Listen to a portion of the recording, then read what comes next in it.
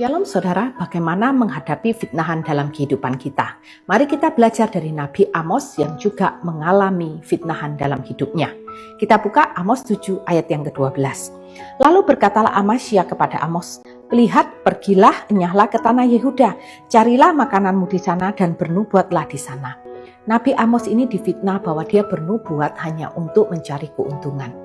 Tetapi Nabi Amos itu tidak marah. Dia tidak berkata, "Mengapa kamu berani berkata demikian? Bukankah aku ini adalah seorang hamba Tuhan dan aku mempunyai kepekaan sehingga Tuhan itu mengutus aku untuk bernubuat bagi kamu sekalian?" Tidak saudara, tetapi Nabi Amos dengan kerendahan hati justru dia itu berkata bahwa aku ini bukan golongan nabi, tetapi aku hanyalah peternak dan pemungut buah ara di hutan. Lihat saudara, ternyata kunci bagaimana untuk kita bertahan meresponi fitnahan dalam kehidupan kita adalah kerendahan hati. Nabi Amos dia tidak marah.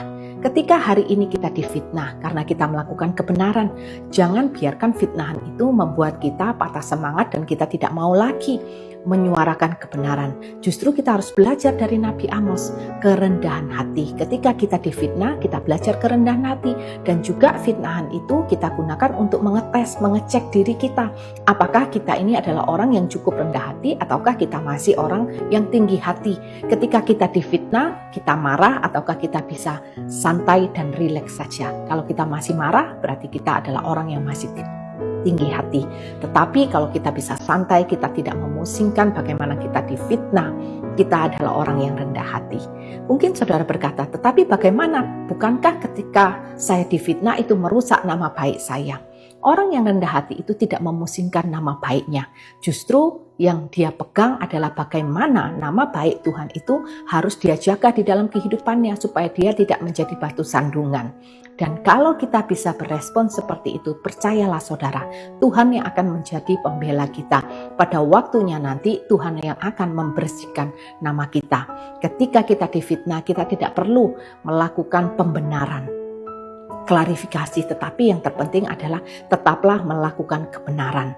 Untuk membersihkan nama kita, biarkan itu menjadi bagian Tuhan. Dan bukankah kita juga orang yang rendah hati itu tidak memperdulikan apakah orang lain menganggap kita baik atau tidak. Tetapi orang yang rendah hati itu yang terpenting bagaimana Tuhan menilai kehidupannya, apakah Tuhan itu berkenan atau tidak dari kehidupannya. Hari ini jikalau kita mengalami fitnahan, yuk kita belajar kerendahan hati seperti yang dilakukan oleh Nabi Amos. Percayalah Tuhan yang akan menjadi pembela kita.